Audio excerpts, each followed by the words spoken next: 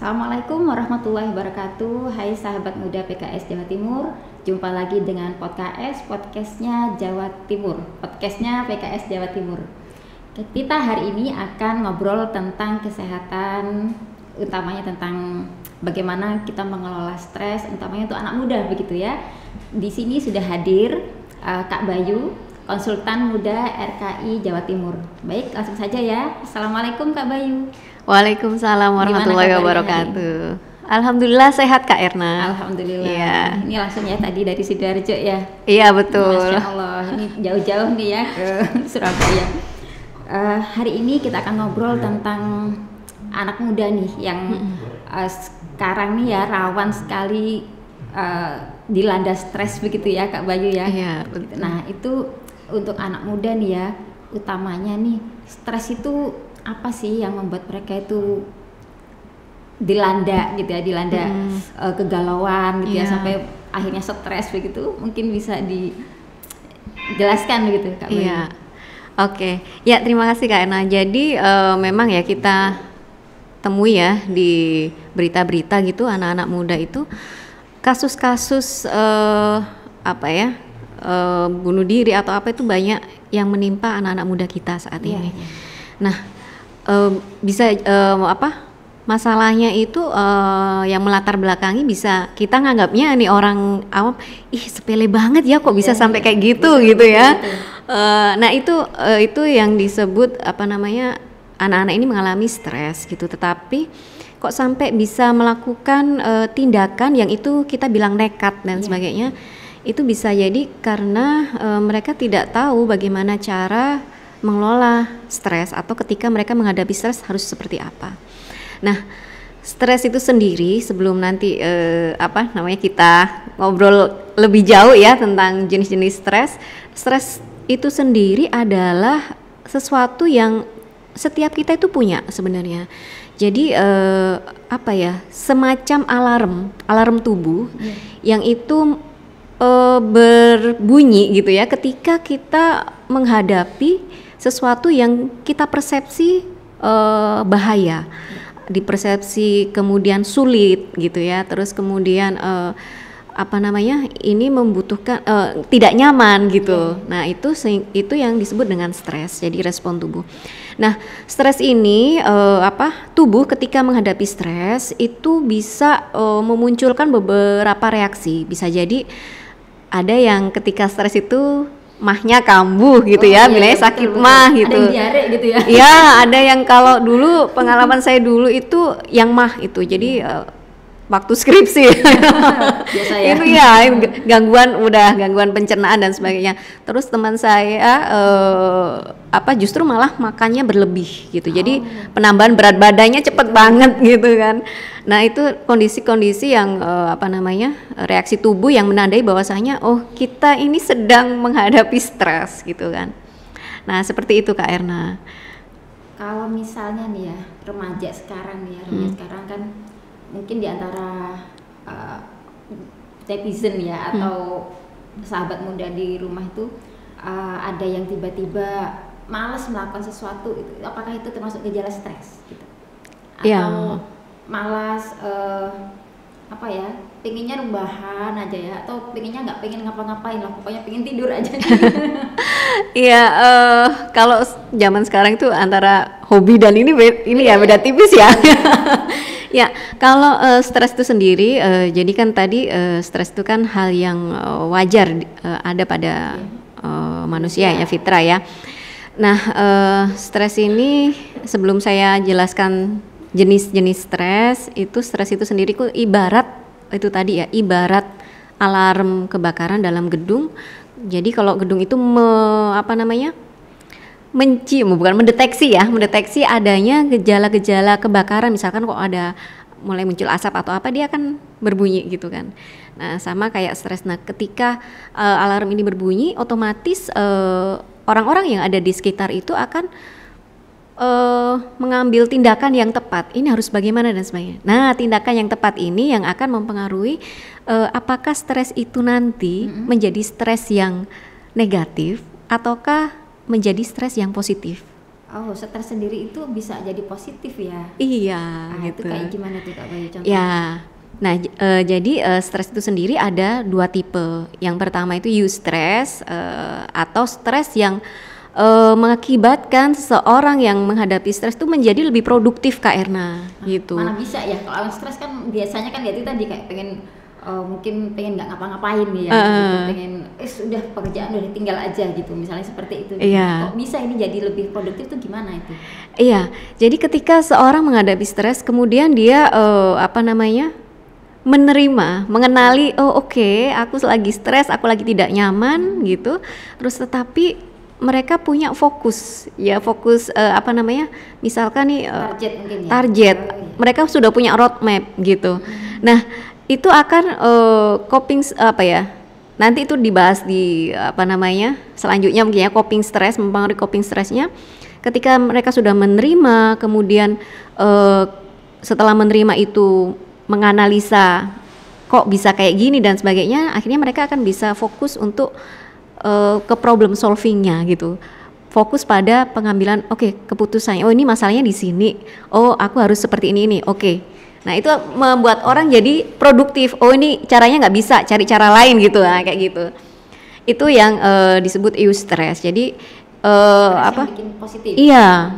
Jadi membuat orang tuh lebih produktif. Oh ayo apalagi. Oh ini nggak bisa, coba yang ini. Oh gitu. Apakah itu sama kayak misalnya gini, ketika kita itu loh sistem SKS ya, itu kalau mau ujian dulu ya, kalau masih kuliah ujian SKS itu termasuk eustress bukan? Dalam kondisi tertekan, kemudian kita itu malah tambah adrenalin kan mungkin terpacu ya, kita tambah semangat, artinya belajarnya itu nggak jauh-jauh hari, tapi pas mepet-mepet gitu, itu stres. Kalau itu kayaknya bukan masuk eustress ya, bukan, karena itu tadi orang-orang yang bisa mengelola stres dengan baik atau eustress itu tadi dia sudah prepare gitu sebelumnya. Nah itu tadi yang membedakan ini nanti orang tuh dia bisa mengelola stres atau tidak adalah dia sudah punya roadmap belum tentang hidupnya gitu ya, atau tentang rencana kegiatannya itu seperti apa gitu, sehingga itu tadi ketika terjadi kegagalan di satu step gitu, mereka bisa menganalisa gitu, oh ini kurang di sini ya dan sebagainya, sehingga bisa melakukan selanjutnya harus apa gitu. Jadi iya, sesuatu yang harus diwaspadai ya artinya kan, karena ini sifatnya positif gitu ya. Ya, eustress itu respon yang positif gitu ya, gitu. Nah, beda lagi sama yang namanya distress. Ya, contohnya itu tadi misalkan kalau distress itu, contohnya ini remaja itu, aduh aku yang sering itu kayak ini loh Kak Erna, artis-artis Korea gitu kan ya, di medsos ya, tuh mereka jadi follower gitu. Jadi misalkan contohnya di penampilan aja deh, mereka berlomba-lomba untuk gimana sih bisa glowing gitu kan.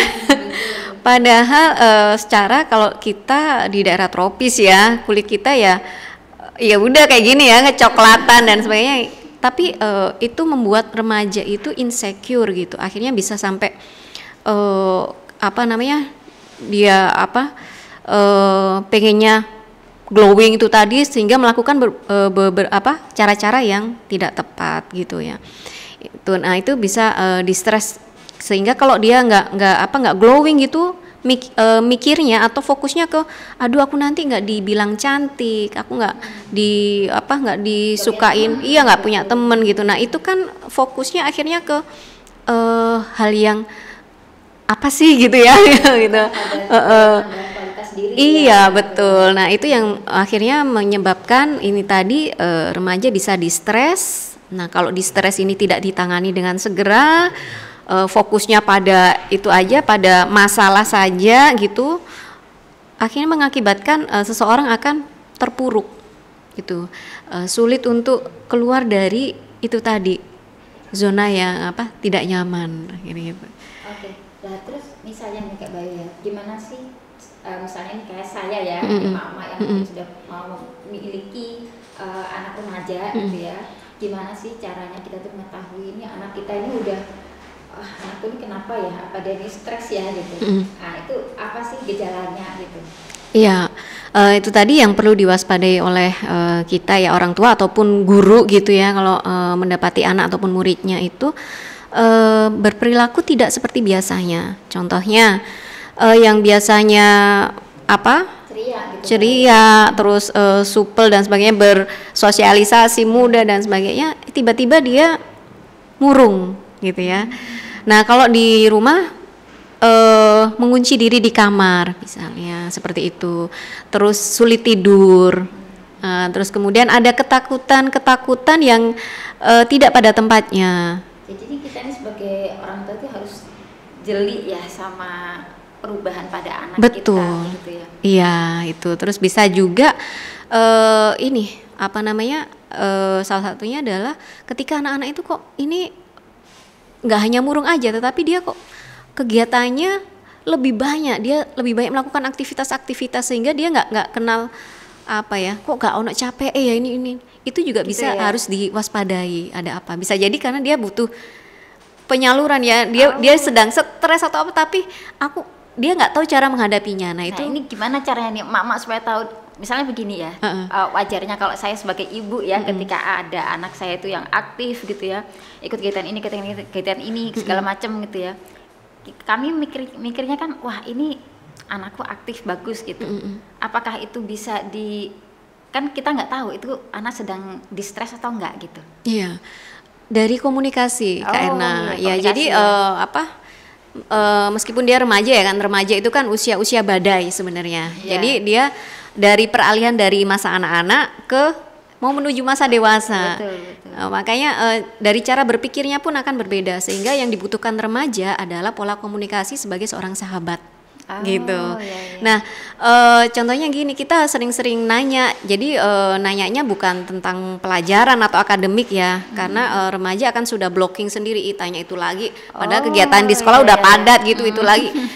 Ini banget kayak radio diputer gitu ya. Iya, betul. Nah, itu yang pola komunikasi itu kita bangun bonding dengan remaja kita dengan tanya, Kak, kok Bunda lihat kakak ini ya banyak banget kegiatannya. Kakak ngerasa gimana sih gitu. Jadi kita sentuh perasaannya, emosinya dulu. Jadi tanya perasaan, jangan tanya PR gitu. Tugasnya apa, kasihan gitu ya. Udah bosen ya ditanya sekolah. Terus teman-teman kakak siapa sih yang ada nggak teman-teman yang asik diajak main gitu. Nah, itu yang tema-tema seperti itu yang kita angkat untuk membuka obrolan terus memperkuat bonding sama remaja kita. Jadi seperti itu. Kalau begitu bonding itu nggak bisa dadakan ya Kak Bayu ya, maksudnya tuh ketika anak sudah remaja itu udah telat gitu untuk bangun bonding, iya nggak? Enggak juga. Jadi tidak ada kata terlambat. Gitu. Bagus, alhamdulillah. Tidak ada kata terlambat ya. Kan biasanya bonding itu bayi diasi untuk bonding gitu kan. Iya. Ya artinya kan bonding tuh mungkin kita bangun dari sedini mungkin gitu. Iya. Misalkan ketika seorang ibu itu udah misalnya ya saking sibuknya sampai mungkin seperti saya, mungkin anaknya kecil-kecil banyak gitu ya, kemudian nggak sempet ya memperhatikan satu demi satu gitu, akhirnya telat untuk bangun bonding gitu. Apakah ketika sudah beranjak usia 10, 11, 12 apakah masih bisa kita itu untuk bangun bonding dengan anak gitu? Iya, masih bisa Kak Erna. Istilahnya itu kita membayar utang pengasuhan gitu ya. Gitu. Masih bisa. Contohnya apa? Sediakan waktu berkualitas yang itu hanya dilakukan berdua antara ibu dengan anak pertama, ibu dengan anak kedua khusus. Jadi nggak boleh ada yang intervensi. Begitu juga dengan ayah dengan anak pertama gitu. Adik-adiknya nggak boleh ikut. Nah, itu. Bisa dilakukan dengan kegiatan-kegiatan receh sebenarnya ya. Misalkan kalau dari verbal gitu ya, kita menghargai anak misalnya seperti ini, Kak, gambarnya bagus banget ya, gitu, bisa seperti itu. Dimulai dari itu, atau kegiatan receh lainnya misalkan, yuk Kak beli es krim, makan es krim bareng, gitu bisa ya, seperti itu. Ya. Nah itu kita selain kegiatan receh seperti itu, kita juga harus tahu apa sih yang itu menjadi kesukaan anak kita atau hobinya anak kita itu apa sih. Nah kita masuknya lewat situ, itu Kak Erna. Iya. Oke, ini kita bahas sedikit ke bonding tadi malah seperti parenting. Iya kayak jadi parenting kita. Iya, parenting. Tapi kan itu sebagai dasar ya supaya kita nanti punya bonding yang bagus dengan anak sehingga lebih bisa mengelola stres anak-anak kita nanti begitu ya. Lebih bisa aware dengan kondisi putra-putri kita nanti. Iya, betul. Ini ada satu pertanyaan lagi Kak Bayu ya, ini sebab-sebab anak-anak ini menjadi stres selain karena pelajaran di sekolah ya. Biasanya kan remaja-remaja ini karena tuntutan sekolah ya, PR yang banyak, les mungkin gitu ya. Mungkin apa saja nih biasanya sebab-sebab anak-anak ini menjadi generasi kita tuh mudah stres gitu. Ya oke. Ya kalau penyebab stres pada remaja itu sebenarnya ada dua ya, internal sama eksternal. Kalau internal sendiri itu kenapa sih remaja itu gampang stres gitu ya? Itu karena secara fisik itu remaja kita mengalami yang namanya pubertas. Itu Kak Erna. Pubertas ini kan kalau pada cewek itu kan diproduksinya hormon-hormon reproduksi. Pada cowok pun juga seperti itu kan. Nah ini ternyata juga mempengaruhi kerja otak gitu. Terus mempengaruhi moodnya, emosinya, sehingga ada dulu deh zaman kita nih Kak Erna nih, kalau yang perempuan ya, yang cewek itu pertama kali dapat menstruasi itu apa sih yang dirasakan? Ya mungkin deg-degan juga ya. Deg-degan, itu sering uring-uringan nggak jelas masalahnya apa, tiba-tiba sensitif banget gitu. Nah itu yang mempengaruhi stres pada remaja gitu dari segi fisik. Kemudian dari perkembangan kognisi ini remaja ini sudah tadi ya masa-masa badai gitu kan. Jadi dia peralihan dari masa anak-anak yang pengennya jadi pusat perhatian dan sebagainya, dilayani dan sebagainya, itu menuju ke dewasa bagaimana dia harus bisa mengambil peran gitu. Nah ini kan masih transisi sehingga dia bingung. Dengan tubuhnya yang seperti itu, artinya belum dikatakan dewasa enggak gitu kan, nanggung gitu ya, belum dewasa tapi dikatakan anak-anak juga nggak mau, aku sudah gede gitu kan. Nah sehingga langkah-langkah yang diambil itu seringkali kita ngelihatnya nggak sesuai gitu ya. Padahal pada saat itu remaja pengen membuktikan aku bisa ngambil betul, itu. Membuktikan tetapi itu tadi Nah badai ya, masa-masa badai ini yang terjadi di usia remaja itu ya karena itu tadi dia mencoba ingin berperan tetapi belum nyampe gitu, maksudnya masih butuh bimbingan. Sedangkan di satu sisi aku udah gede, aku sudah bisa, aku nggak mau disuruh-suruh lagi, aku nggak mau diinstruksi dan sebagainya. Itu yang menjadi stresor, pemicu stres juga pada remaja. Nah kemudian faktor eksternalnya seperti apa? Ini bisa dari lingkungan, terutama dari ini jadi ngomongin parenting juga nih, emang deket gitu ya Kak Eta ya gitu. Dari pengasuhan, jadi bagaimana kebutuhan primer yang dia dapatkan di usia-usia golden age itu 0 sampai 5 tahun atau ada yang bilang 0 sampai 3 tahun. Bonding sama orang tuanya itu seperti apa gitu. Apakah dia diabaikan gitu ya? Ataukah dia mendapatkan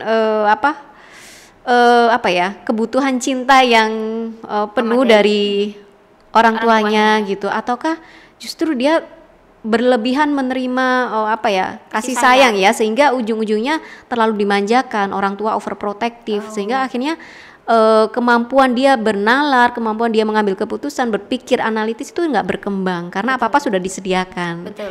Nah itu mempengaruhi stresor pada remaja juga gitu. Ketika menghadapi yang sedikit sulit, kan aku biasa dilayani gitu ya. Betul. Jadinya nggak, aduh apa ya ini, seringkali nggak tahu, enggak atau gitu. Itu juga menjadi stresor. Bisa jadi ketika dia dilepas di lingkungan sosial yang lebih besar, itu dia bingung. Jadi aku nggak tahu ngapain karena aku apa-apa sudah dilayani ini. Gitu. Kalau ada masalah, di mana ibu, di mana ayah gitu, dia nggak berusaha untuk menghadapi itu dulu. Ya itu. Terus kemudian selain dari pengasuhan, itu juga dari teman sebaya ya gitu. Jadi memang usia remaja ini kan usianya mereka bersosialisasi gitu ya. Dan pengaruh yang kuat adalah memang teman sebayanya. Nah, hanya kalau kita bisa memberikan apa ya, imunitas, kita tidak bisa mensterilkan lingkungan, kita bisa memberikan imunitas itu dalam pengasuhan gitu. Jadi ya udah, kalau emang udah kuat nih, pondasinya udah kuat, ya kita tidak akan terlalu khawatir untuk melepas remaja kita. Dan ketika remaja kita bersosialisasi dengan lingkungan yang bisa dibayangkan seperti sekarang ini ya, itu dia sudah punya pegangan yang kuat. Mereka sudah punya prinsip, ya, imunitas gitu. Iya, mau ngikut atau enggak gitu. Ini baik buatku apa enggak? Nah itu seperti itu sih. Ini ada pertanyaan lagi nih, waduh banyak banget tanyanya ya. Ini kalau misalnya kita sebagai mama nih ya, bagaimana caranya supaya kita itu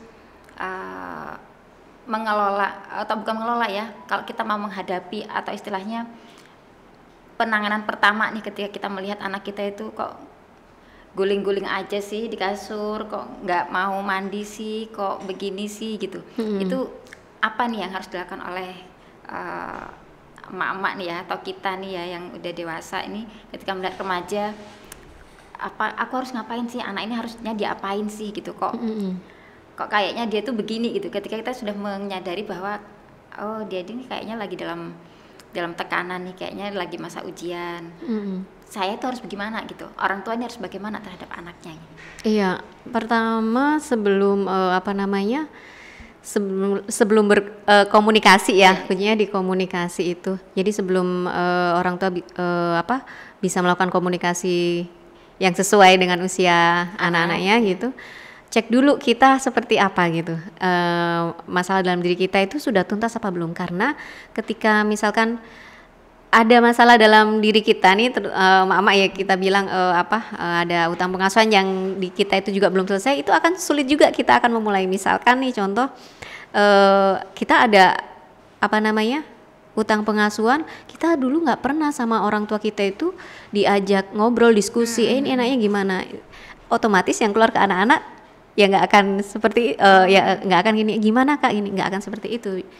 Lebih cenderung instruktif bisa jadi itu. Nah makanya kita yang keluar perintah-perintah ya, gitu kan. Makanya kita ingat dulu, oke. Terus kemudian kalau sudah kita selesaikan ini, kita bangun komunikasi yang sifatnya komunikasi sebagai seorang sahabat ke remaja gitu ya. Jadi itu tadi diawali dengan nanyain perasaannya gitu, atau nanyain apa sih yang sekarang lagi viral ya di anak remaja itu. Nah itu kita bisa jadikan tema pembuka dulu. Jadi biasanya kan kalau emak-emak nih ya, ngelihat anaknya udah kayak gitu, rebahan aja dan sebagainya, ayo dang cepet itu ya gitu kan. Nah itu yang harus kita rem dulu gitu ya, sehingga anak-anak ngomel ya kak ya. Iya gitu kan, sehingga anak-anak akan merasa aku bisa ya cerita ini ke ibu gitu, aku bisa cerita ke mama ya. Nah sehingga dia akan nantinya awalnya memang biasanya mungkin kalau yang anak-anak yang nggak biasa untuk cerita itu jawabannya ketus ya, enggak be aja, nah sebagainya. Ini nggak apa-apa, kita terus aja gitu. Terus misalkan hari ini oke, kakak belum siap cerita, nggak apa-apa gitu. Nah itu nanti lagi besok lagi kita membuka lagi, tanyakan lagi. Intinya sentil dulu emosinya gitu, seperti itu. Dan yang nggak kalah lagi adalah sebenarnya kedekatan kita sama Allah itu seperti apa gitu ya, yang itu akan memudahkan nanti kita ketika menghadapi anak-anak gitu. Itu hal yang mutlak gitu menurut ya. Terus baru kalau misalkan anak-anak ternyata kita sudah mencoba cara itu, terus anak remaja kita tetap nggak mau ngomong dan sebagainya, itu sebaiknya kita konsultasi ke yang lebih ahli gitu. Nah ini jadi nanya lagi nih kak, ini sampai ada gejala seperti apa sih yang membuat kita tuh, anakku ini udah gejalanya kok udah berat sih ya, kok orang tua udah nanya kok nggak dijawab gitu ya, atau mungkin ini kok sudah nggak mau makan gitu ya misalnya.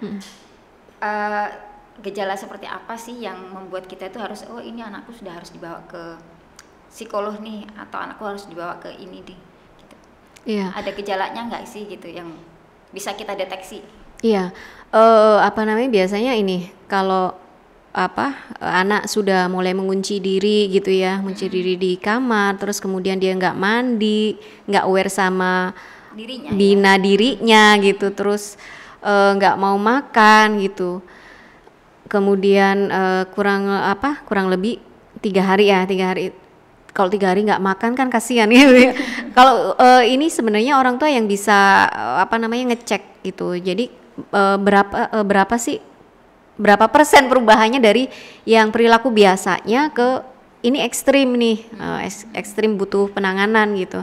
Nah itu orang tua yang tahu. Cuman kalau dia udah nggak mandi, sudah terus habis itu nggak mau ngomong sama orang tua, terus kemudian ketika kita juga sebagai orang tua kita juga harus cross check ke teman-temannya gitu supaya kita dapat data tambahan nih, anakku ini beneran stres biasa aja atau dia sudah mengarah ke ke depresi dan sebagainya. Itu harus dicek juga ke teman-temannya gitu.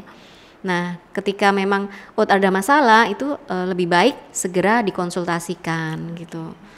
Seperti itu. Terima kasih, seru banget nih Kak Bayu ya diskusi kita gitu ya. Jadi kalau misalnya boleh saya simpulkan ya, bahwa bagaimana cara kita mengelola ya stres pada remaja ini, mungkin kita harus bangun dasarnya dulu ya, bonding itu tadi. Betul. Ya. Jadi saya baru tahu juga bahwa kita bisa mendeteksi gejala pada anak itu dari pola komunikasi kita ya ternyata. Ya. Jadi kalau anak itu komunikasinya sudah nggak wajar, itu bisa jadi tanda bahwa anak itu stres, begitu ya Kak Bayu? Iya, bisa ya.